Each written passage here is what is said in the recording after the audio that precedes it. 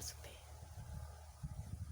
वो आदि माता जो संसार में अवतार लेकर आई, वो ईश्वर के अवतारी प्रभु श्री राम जो संसार में मनुष्य का शरीर लेकर आए और आपके समाज में रहे और उन्होंने क्या क्या बर्दाश्त किया, तब आज इतिहास में आप उन्हें सम्मान के साथ याद करते हो।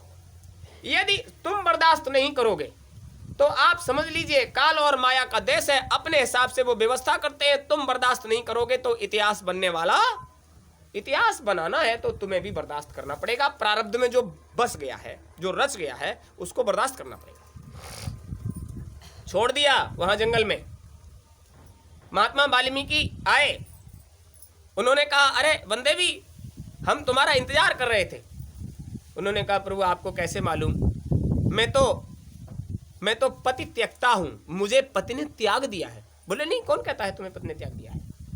पति ने त्याग नहीं दिया है, खामखा पति को दोष मत दे दीजिए।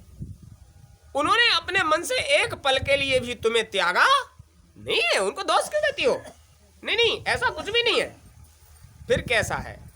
और जो दुख भरा होता है उसे यही लगता है कि फला के द्वारा हमको दुख दिया गया। भले उनको दोष मत दीजिए, ये तुम्हारे कर्मों का फल है, तुम उनको दोष क्यों दे रही हो? प्रभु हमने ऐसा क्या कर्म कर दिया जिसका फल हमको इस अवस्था में मिल रहा है? इस अवस्था में तो हमें उनके सानिध्य में घर परिवार में होना चाहिए, हम गर्भवती है। तो उन्होंने कहा, उन बेचारे पंछियों ने जो हमारे आश्रम में रहा करते थे, उन्होंने तुमसे बहुत कहा था। उस बेचारे पंछी ने कहा हम महात्मा के बिना नहीं रह सकते, हम प्राण त्याग देंगे। तो तुमने कहा त्याग दीजिए, और उसने त्याग दिया।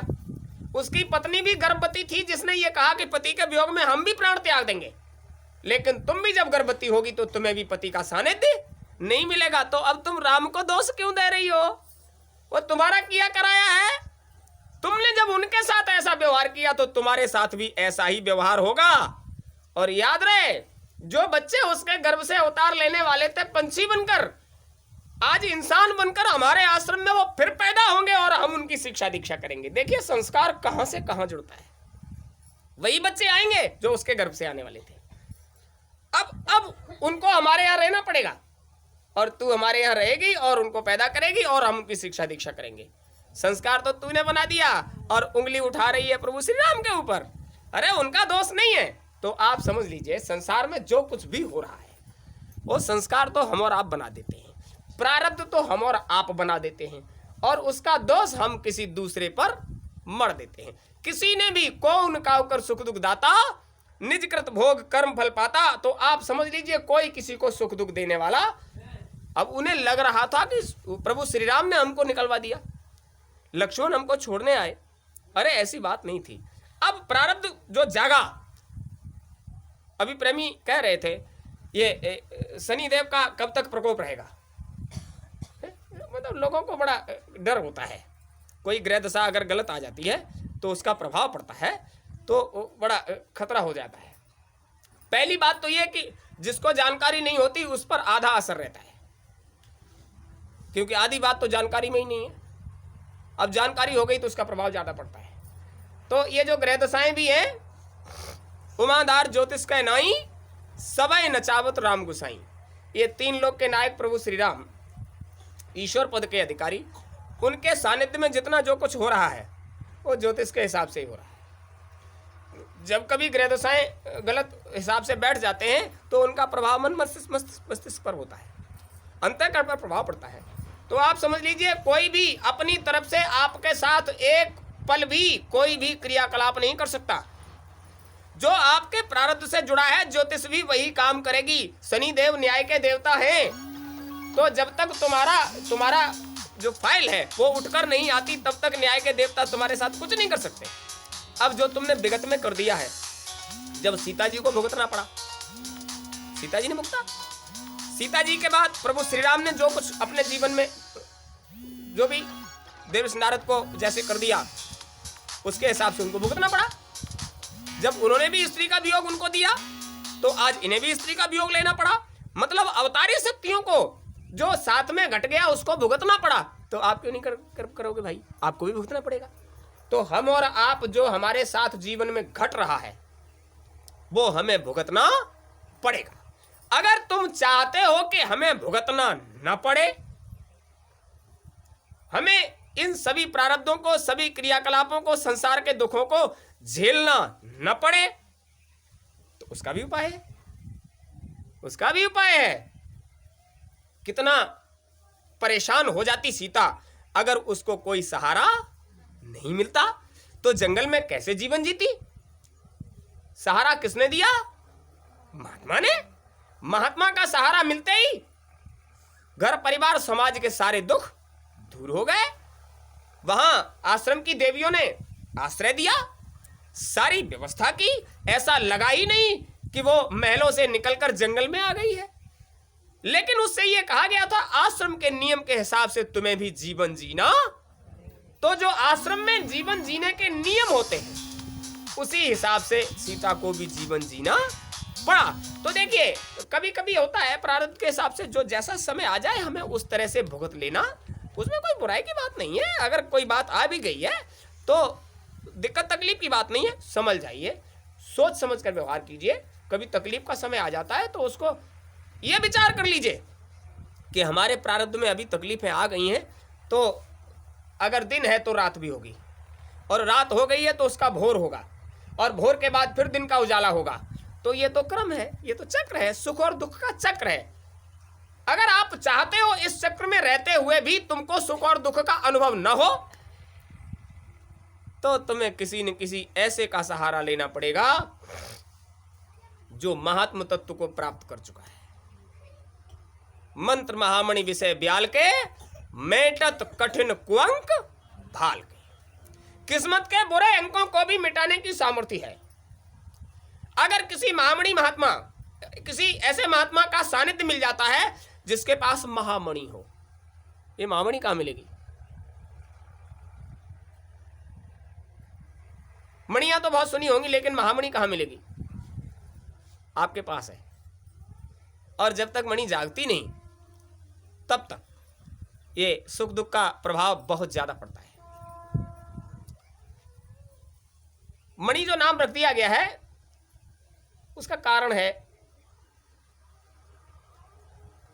एक नहीं बहुत मणियां हैं, लेकिन आपको अगर स्पर्श हो जाए, आपके अंतर में वो चीज जाग जाए, तो आप समझ लीजिए संसार समाज का कष्ट तकलीफ परेशानियां आपको प्रारब्ध के हिसाब से भाले की अनी और चावल की कनी इतना भुगतना पड़ेगा।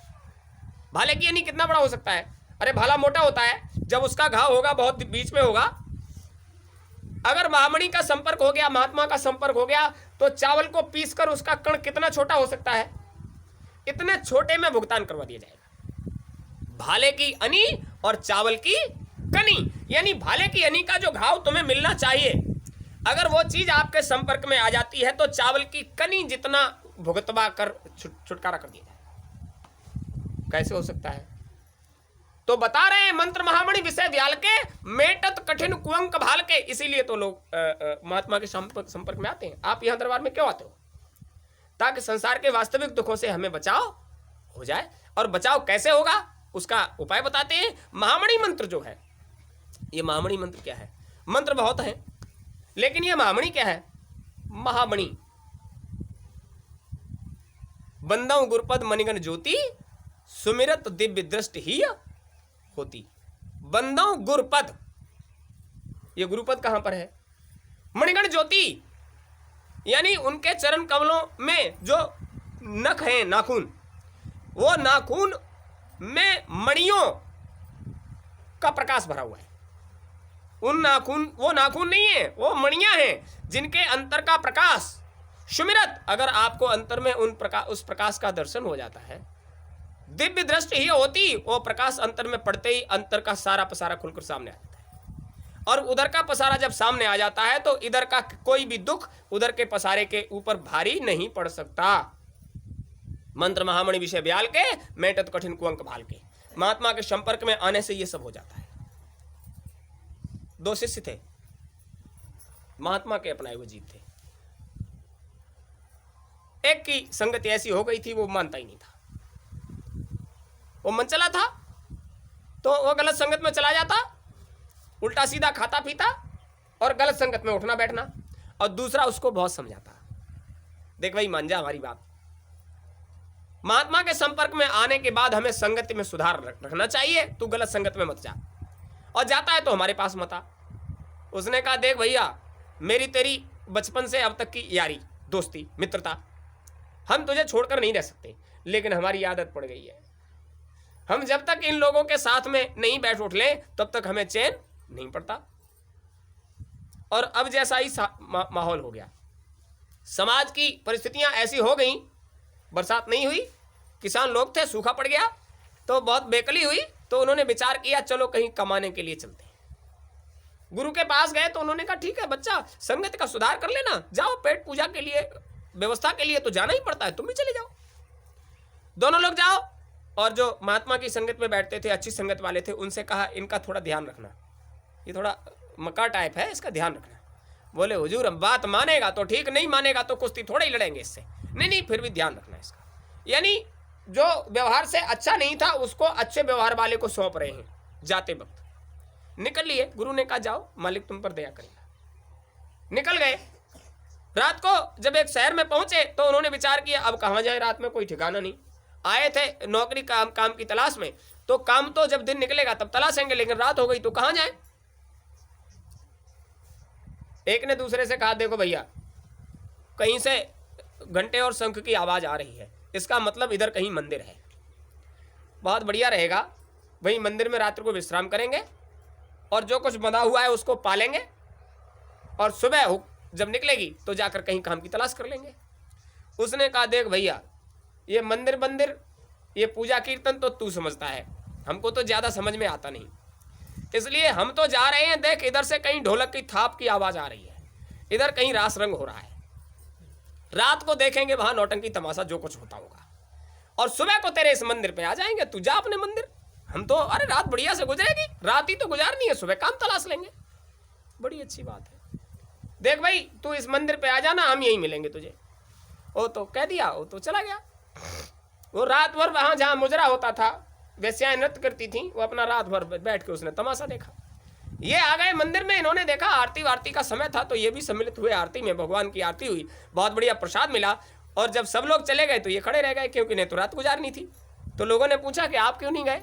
बोले भैया हम कहाँ जाएं, हम यहाँ आए इसलिए किसी तरह से रात गुजर जाए। अरे तो भूखे हो गए, पुजारियों ने व्यवस्था किया। बोले नहीं हमारे पास है, बोले इसको भंडारे में डाल दीजिए, हम लोग खा लेंगे, लेकिन यहाँ आने वाले के लिए एक नियम है कि भोजन व्यवस्था आश्रम में होती है, मंदिर में होती है, आप भोजन करिए। भोजन कराया, कीर्तन वगैरह हुआ, समय बचा तो सब लोग बातचीत करते करते रात गुजर गई।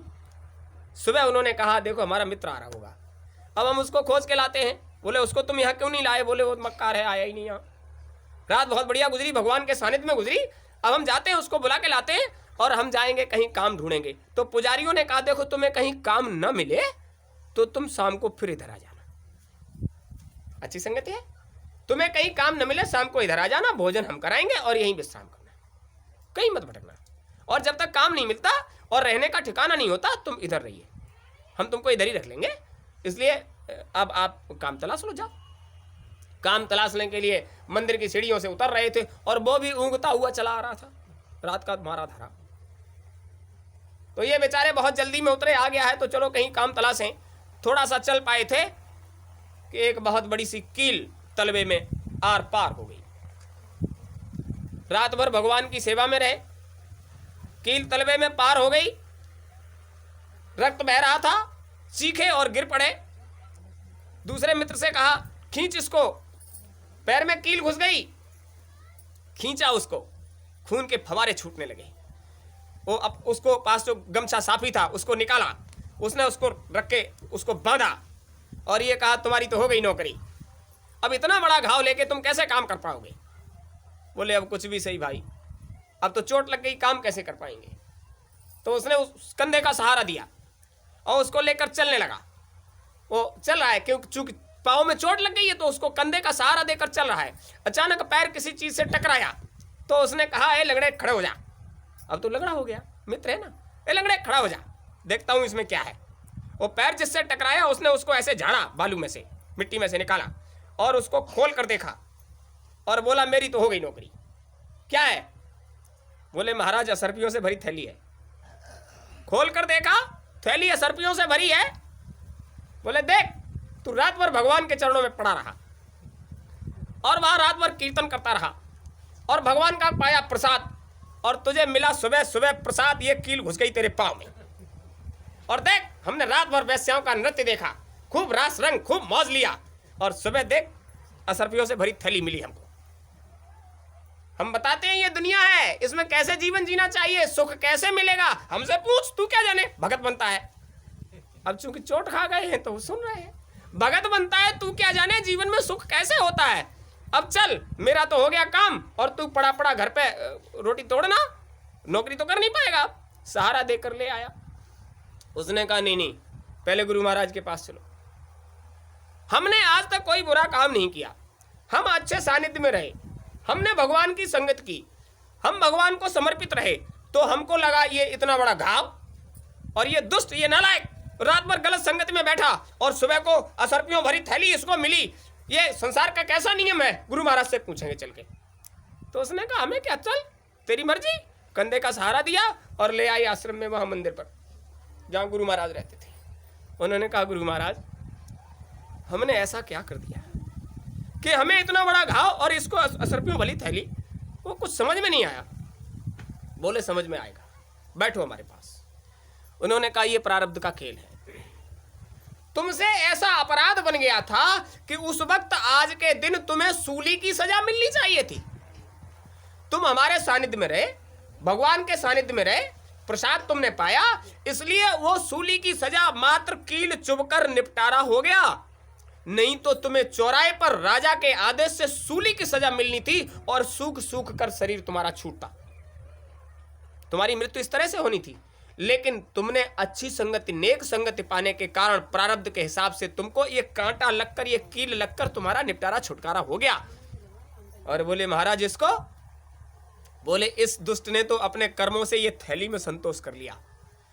प्रारब्ध के हिसाब से आज के दिन ये छत्रपति सम्राट होता, ये किसी देश का राजा होता, और इसने अपना प्रारब्ध इतना निम्न कोटि का कर लिया कि आज इसे एक थैली भर असर्पियों में सब्र करना पड़ रहा है। तो आप समझ लीजिए, संसार में हमारे आपके साथ कब क्या कैसे घट जाए, उसके लिए महात्मा के सानिध्य में जाओगे तो अभी कहा था भाले की अनी और चावल की कनी, इतना छोटा करके भुगतवा देंगे, कील से सूली की सजा निपटवा दी।